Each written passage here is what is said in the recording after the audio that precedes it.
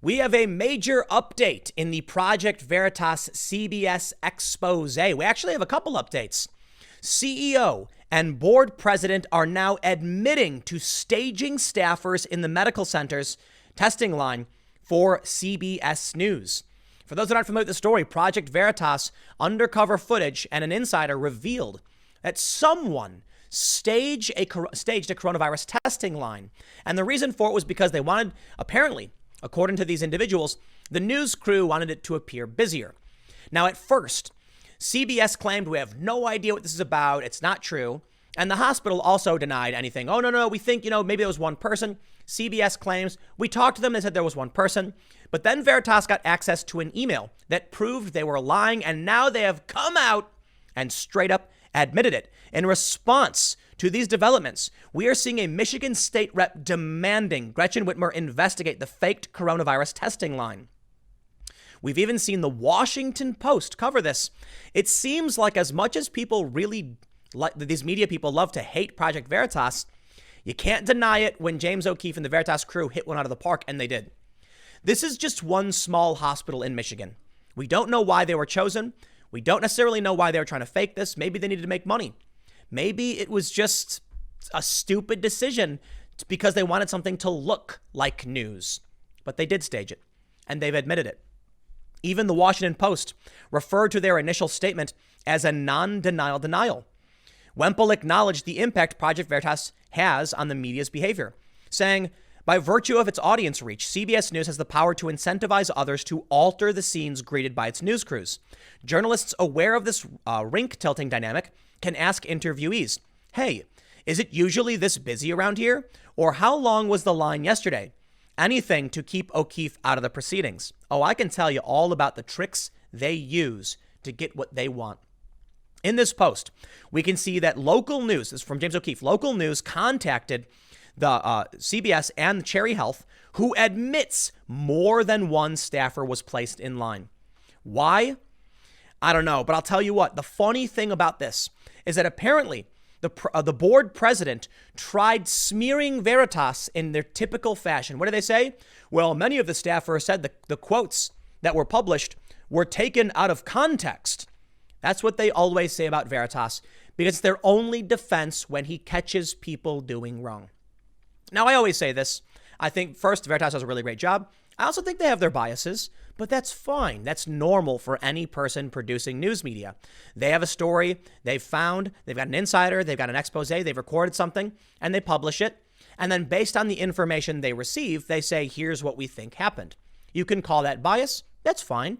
But it's still people saying these things. And if you want to refute what they're saying, come up with an analysis, come up with your explanation, talk about it. Instead, what they do is they try and argue that Veritas is lying. Sorry, it's gone well above and beyond that. This is one hospital. And let me tell you something to all the other people who are filming hospitals. This is how you do it right. Drop the conspiracy stuff. Drop the conspiracy hashtags. That's helping no one. Veritas knows what they're doing. What do? They got the evidence. They got the witness, the insider.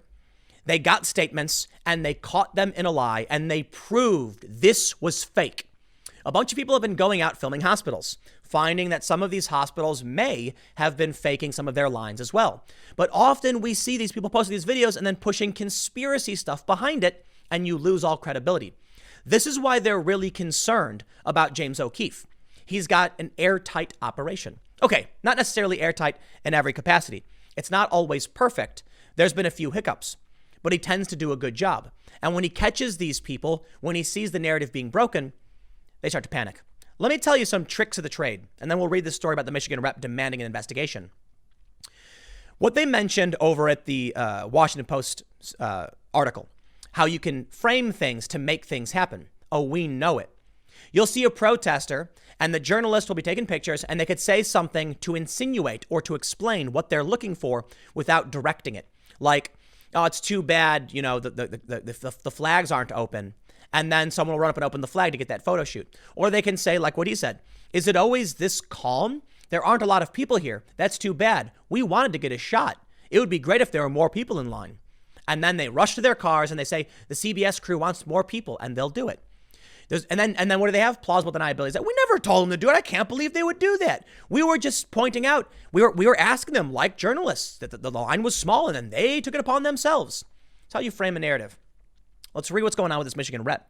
Breitbart reports Michigan State Rep Steve Johnson is calling on Governor Gretchen Whitmer to investigate a fake line of patients waiting to be tested for coronavirus in a CBS News report. They say, writing May 8th, Johnson said, I am calling on you today to instruct the necessary agencies in the state of Michigan to open a formal investigation into the incident that took place at Cherry Health. Right move. Because we need to figure out who did this, why they did this, what they were hoping to gain from it. Now, another shout out just before we read on. Apparently, Donald Trump called this out. In an interview, he mentioned that this was happening. That's amazing. On Wednesday, Project Veritas published a report claiming CBS News and Cherry Health had staged a fake line of cars to appear as though they were in demand. There were demand for coronavirus testing. So this we all know, and now we know in this tweet put out by James O'Keefe that I believe Cherry Health has now come and totally revised all of their statements, basically admitting it, saying yes, we did put multiple staffers in this. So so that's the gist of it. You can take that away. That's the news. But I do want to show you this from the Washington Post, because it does seem like Project Veritas has had some serious wins recently, and it can't be ignored even by people in the mainstream media. This is a story from Project Veritas' website. The Washington Post covers Veritas' video exposing CBS News, saying on Wednesday, Project Veritas released a video. It gained millions of views and reached number 6 on Twitter's U.S. trending topics. The story was so powerful that even the Washington Post had to cover it.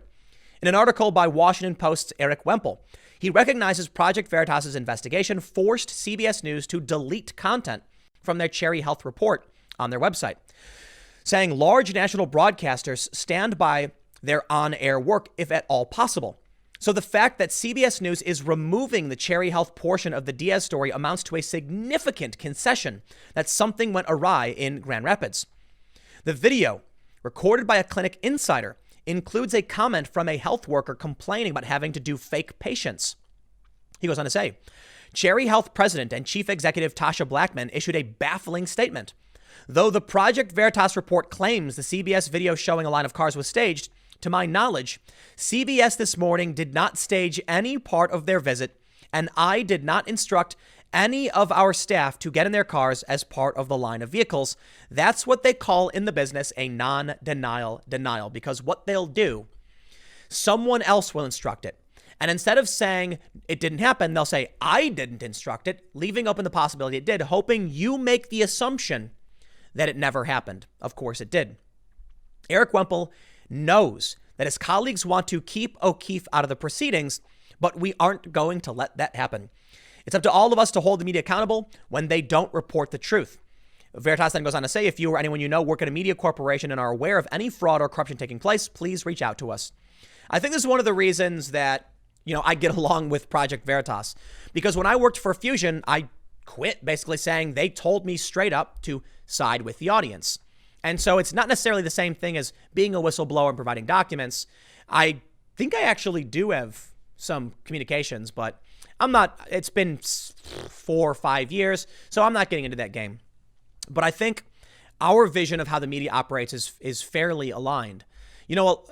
Regular liberals, the default liberals, they believe the media.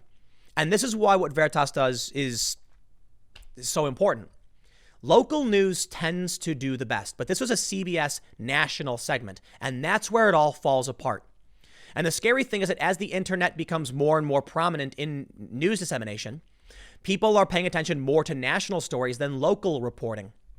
Now, of course, it was produced, I believe, with a local CBS crew, but it was aired on CBS National to major network, and it was a lie. Why lie? I just don't understand. What were they hoping to achieve by doing this? And what you got to understand, if this was a nothing burger, there's no reason to show this line at all. They could have just shown the tents and said tests were taking place. Why stage something so unimportant? Now realize, if they're willing to stage something as unimportant as this, what else are they staging? Probably more serious things. Now, personally, I've seen unethical acts in media. I don't believe I've seen overt fabrication of major news stories, except there's a fine line. So what I want to here, I'll try and break this down. I've never seen someone say, for the most part, fake this. I have seen them try to massage things, like I stated earlier. Like, it's too bad we don't have a shot of this. Wink, wink, nudge, nudge. I've been asked to go do things, and it's really funny. I don't want to get into too many details because I know people will get mad because there's people who are going to know the story in the media industry. But I've had people be like, hey, Tim, I heard this crazy thing, Isn't there someone doing, I'm taking out the specifics, but he was like, isn't there someone doing this thing, over on like in Harlem in New York? And I was like, nope, that's not happening. No, I'm pretty sure, there's someone up in Harlem doing this thing. You should film it. And I would go, nope, that's not true. That there's no one doing that. You sure? Because I'm pretty sure there's someone. And I'm like, no, that's not happening. It's not going to happen. And I'm not going to go film it. But that's what they do. No one could come up to me and be like, hey, go fake this. We want you to pretend like a guy just did this thing. They were like, why don't you go check it out? Nah, sorry, not going to happen. And I'm leaving out the specifics, but this is a big story. They wanted, wink, wink, nudge, nudge. I'm not playing these games, man. So I respect what Veritas does. Look, I don't want to pretend that just because they uncovered this one line at one hospital means everything is fake. We don't know. We don't. But I will tell you what, the media is lying to you very often. You don't know why or what about. And that's why they really don't like Veritas, because they'll tell you the truth. But I'll leave it there. Stick around. Next segment's coming up tomorrow at 10 a.m., and I will see you all then.